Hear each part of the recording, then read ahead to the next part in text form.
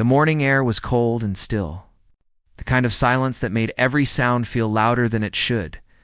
Royal Guard Thomas Brennan stood at his post near the east wing of Kensington Palace, his breath forming small clouds in the November chill.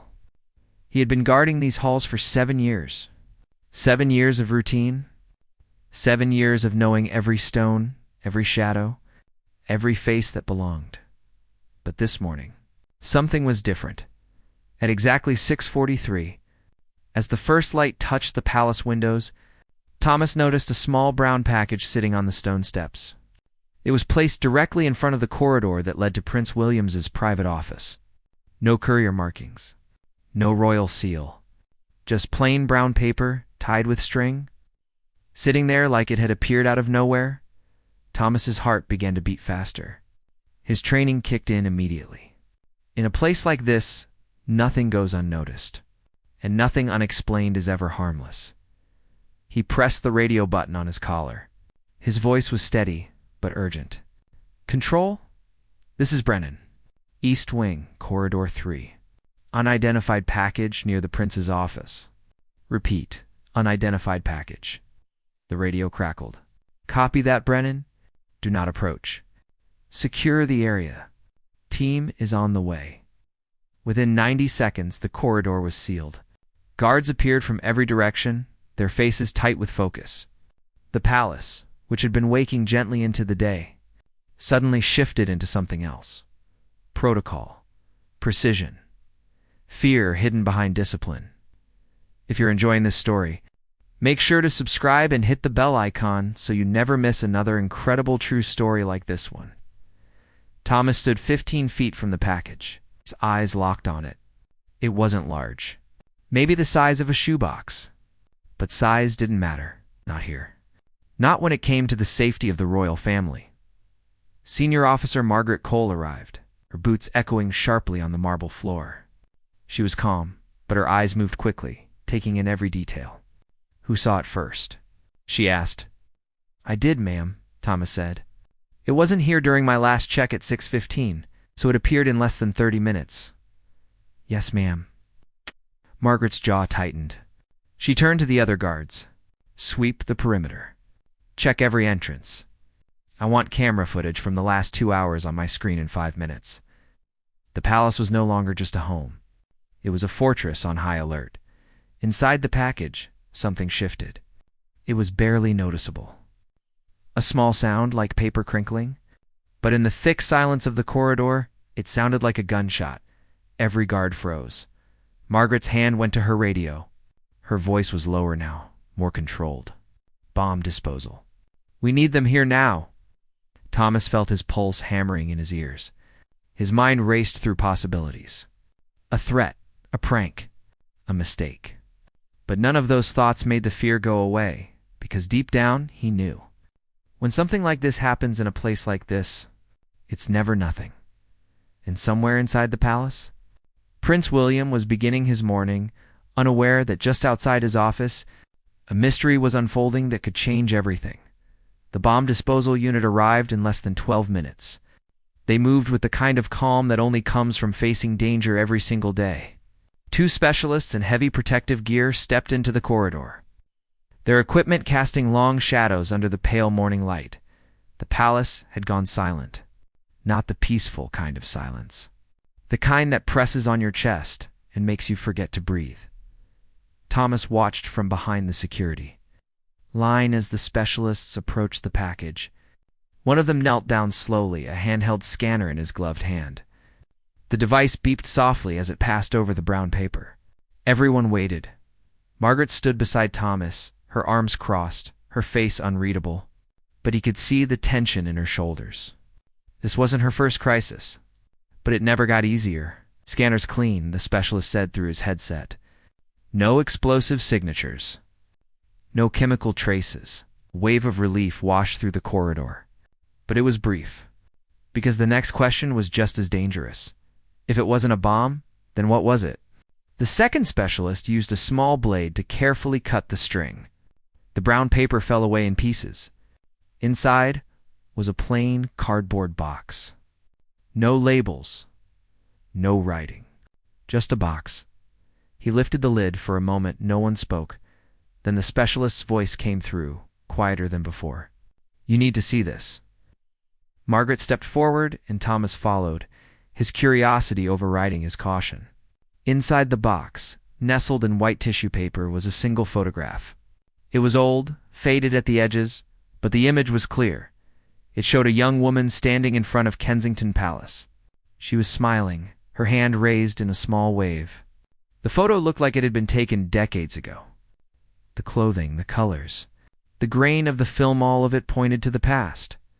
But it was the woman's face that made Margaret's breath catch. She looked almost identical to Princess Catherine. "Is that?" Thomas started to ask, but Margaret cut him off. "Get this to intelligence, now." The photograph was carefully placed into an evidence bag. But beneath it, there was something else.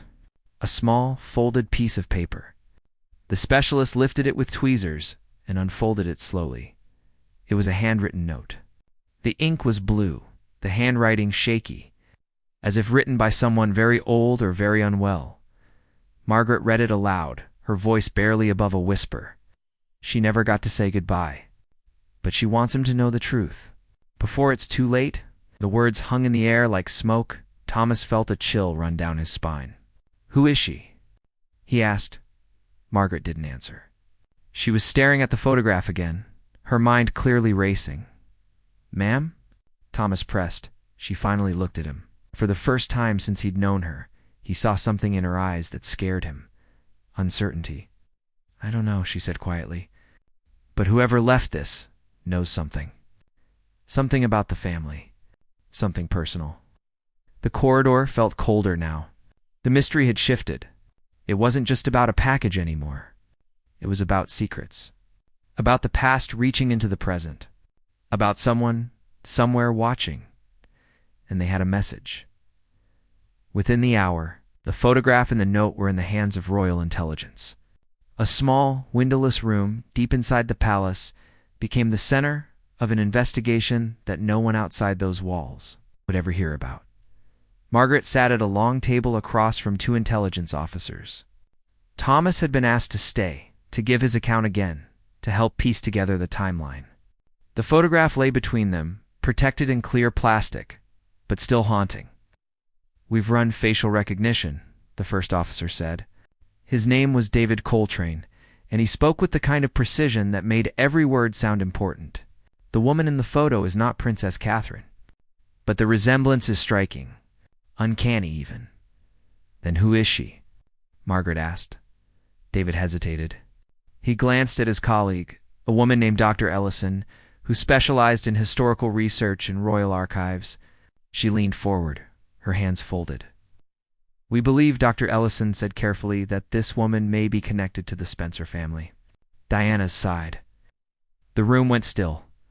Thomas felt his stomach tighten. Princess Diana. Even now, years after her death. Her name carried weight. Grief, mystery, love that never faded. Margaret's voice was steady, but Thomas could hear the edge in it. "Connected how?" Dr. Ellison pulled out a file and opened it. Inside were more photographs. Old family portraits. Newspaper clippings. Documents with names and dates written in careful handwriting. There were rumors, she said, decades ago, about a distant relative of the Spencer family. A woman who lived quietly, away from the public eye. She was never part of the official lineage. Some say she was kept secret intentionally. Why? Thomas asked. Dr. Ellison met his eyes. Because she knew things. About the family. About Diana's childhood. About events that were never meant to be spoken about. Ouch. And you think this woman in the photo is her? We think it's possible. David pulled up an image on his tablet and turned it toward them. It was a birth certificate, yellowed with age. The name on it read Eleanor Grace Spencer. Born in 1948, but there was no death certificate. No record of where she went or what happened to her. She disappeared from public records in 1997, David said. The same year Princess Diana died. The air in the room felt heavy. Thomas could feel the pieces starting to connect. But the picture they formed was blurry, incomplete. So someone left this package, Margaret said slowly. with a photo of a woman who may or may not be connected to Diana's family, and a note that says she wants William to know the truth. Before it's too late. Exactly, Dr. Ellison said. But who left it? Thomas asked, and how did they get past security? David tapped a button on his tablet, and security footage began to play. It showed the East Wing corridor, time-stamped at 6:22 a.m. The hallway was empty. Then, at 6:31, a figure appeared at the edge of the frame. They were wearing a long coat and a hood that covered their face. They moved quickly, placed the package on the steps, and disappeared back the way they came. We've tracked them through 4 cameras, David said. But they knew where the blind spots were. We lose them completely after this. Margaret's expression darkened. So we're dealing with someone who knows the palace layout, someone who was told, Dr. Ellison added. Thomas felt a knot forming in his chest. This wasn't just a mystery anymore. It was a warning. Someone out there had access, had knowledge, had a message they were willing to risk everything to deliver, and the message was for Prince William. By midday, the decision had been made. Prince William needed to be informed. But how do you tell someone that a ghost from the past has left a message at their door? Margaret and Dr. Ellison were escorted to a private sitting room where William was waiting. He stood by the window, his posture calm, but his eyes sharp. He had been briefed on the basics. A package, a photograph, a note. But he didn't yet know the details. Your royal hig very few have. She was kept out of public record, out of sight. William set the photo down and leaned back. His expression was difficult to read, guarded. But there was something else there too, curiosity, maybe even pain. What does the note mean? He asked. She wants me to know the truth. What truth? Margaret handed him the note. William read it twice, his jaw tightening. We don't know yet, Margaret admitted. But we believe Eleanor may still be alive. And if she is, she's trying to reach you. William was silent for a long moment. When he finally spoke, his voice was softer. My mother never mentioned her. Perhaps, Dr. Ellison said carefully, she didn't know. Or perhaps she was told not to speak of it. William stood and walked back to the window. Outside, the palace grounds stretched out in perfect order, everything controlled, everything in its place. But inside this room, control was slipping. If this woman is real, William said, and if she has something to tell me, then I want to hear it. Find her. Margaret nodded. We're already searching. But, sir, we need to consider the possibility that this could be a trap. Someone trying to manipulate you. To get close, William turned to face her. His expression was firm. Then we handle it carefully. But we don't ignore it. If there's even a chance that this is connected to my mother, I need to know. Dr. Ellison spoke up. There's one more thing, sir. The person who delivered the package knew how to avoid our security. That means they either have inside knowledge or they've been watching for a long time. William's eyes darkened. Then find them too. As Margaret and Dr. Ellison left the room, Thomas was waiting outside. Margaret gave him a look that said everything. This was no longer just a security matter. It was personal. It was family. And somewhere out there, someone was waiting to see what William would do next. Part 5, the search began immediately. Intelligence teams combed through old records, contacted distant relatives, and reached out to private investigators who specialized in finding people who didn't want to be found. The name Eleanor Grace Spencer was whispered through secure channels, passed along carefully, like a secret too fragile to say out loud. 3 days later, they found her. She was living in a small cottage in the countryside, hours from London, the kind of place you'd drive past without noticing. A stone house with a garden overgrown with wildflowers, a wooden gate that creaked in the wind and smoke rising from the chimney. Margaret and Dr. Ellison made the trip themselves. No press, no ceremony. Just 2 people arriving quietly at the door of an old woman who had spent most of her life hidden. Eleanor answered the door slowly. She was in her 70s, her hair silver and tied back, her hands worn but steady. When she saw them, she didn't seem surprised. She simply nodded, as if she had been expecting this moment for years. You found me, she said softly. We did, Margaret replied. May we come in? Eleanor stepped aside, and they entered a small, warm room filled with books and photographs. The fire crackled softly in the hearth. On the mantel, there was a framed picture of a young woman. It was the same woman from the photograph in the package. Eleanor sat down in an old armchair and gestured for them to sit. I sent the package, she said. I needed him to know. Dr. Ellison leaned forward. Know what? Eleanor's eyes were tired, but there was a fierceness in them. A determination that came from carrying a secret too long. Diana was my niece, she said, but no one knew. My family. They had their reasons for keeping me apart. I was young. I made mistakes. And in those days, mistakes weren't forgiven. So I was erased. Margaret listened carefully. But you stayed in touch with Diana? Eleanor nodded. In secret letters, mostly. She would visit when she could, when no one was watching. She told me things. Things she couldn't tell anyone else. What things? Dr. Ellison asked gently. Eleanor's hands trembled slightly. She looked into the fire, as if the flames held the memories she was about to share. She was afraid, Eleanor said. Not just of the press, not just of the pressure. She was afraid of being forgotten, of her boys growing up and not really knowing who she was. She made me promise that if something ever happened to her, I would find a way to tell them the truth.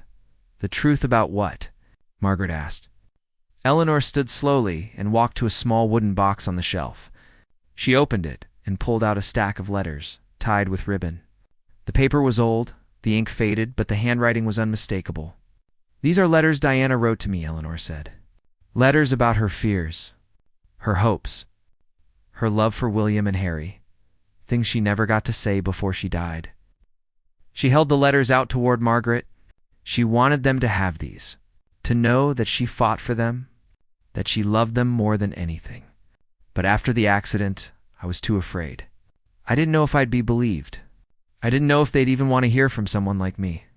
Margaret took the letters carefully, as if they were made of glass. Eleanor sat back down, her eyes wet. But I'm old now, and I'm running out of time. So I took the risk. I left the package, because William deserves to know. He deserves to hear his mother's voice again. The room was quiet except for the crackling fire. Dr. Ellison spoke softly. Why now? Eleanor smiled sadly. Because he's a father now. And one day, his children will ask him about their grandmother, and I want him to have the answers. 2 days later, Prince William sat alone in his private study. The letters were spread across the desk in front of him. His mother's handwriting. Her words, her voice, reaching across time. He had read them all.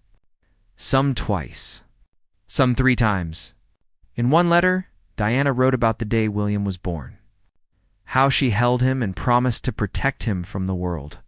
In another, she wrote about her fears. About feeling trapped. About wanting her sons to grow up free. To be happy. To be loved. In the final letter, written just weeks before her death, she wrote something that made William's throat tighten. If anything ever happens to me, please make sure my boys know that I loved them. That I fought for them. That I never gave up. And tell them that even when I'm gone, I'll still be with them. In every choice they make, in every moment they're brave, I'll be there. William closed his eyes and let the tears fall. He didn't try to stop them. There was no one there to see. No one to tell him to be strong. In this moment, he was just a son. Missing his mother. A soft knock came at the door. Catherine entered quietly, her eyes full of understanding. She didn't say anything. She just sat beside him and took his hand. She knew, William said, his voice rough. She knew she might not have much time, and she still tried to protect us. Catherine squeezed his hand. She loved you. That's what mothers do. William nodded, wiping his eyes. He looked at the letters again, and for the first time in a long time, he felt something shift. Not closure. Not healing, but connection. A thread that stretched across the years, tying him to the woman who gave him life. I want to meet her, he said. Eleanor. I want to thank her. Catherine smiled. Then we will. A week later, William and Catherine visited the cottage in the countryside.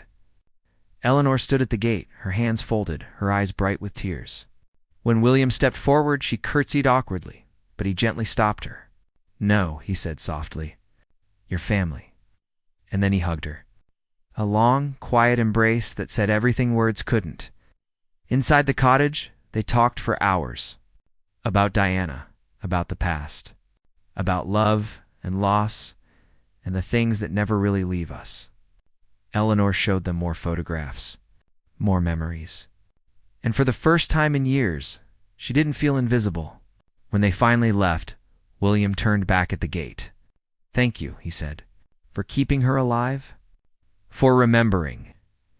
Eleanor smiled, tears streaming down her face. "She never left. She's still here, in you." As the car drove away, Thomas Brennan stood watch near the edge of the property. He had been part of the security detail, but he had stayed at a distance, giving them space, giving them peace. He thought about the package, the fear it had caused, the mystery it had unraveled, and he realized that sometimes the most dangerous things aren't threats. They're truths. Truths we're not ready to face. But when we finally do, they set us free. The sun was setting over the countryside, casting golden light across the fields. And somewhere, in the quiet corners of the palace, a story had come full circle. A mother's love delivered across time. A mystery solved. And a family just a little more whole.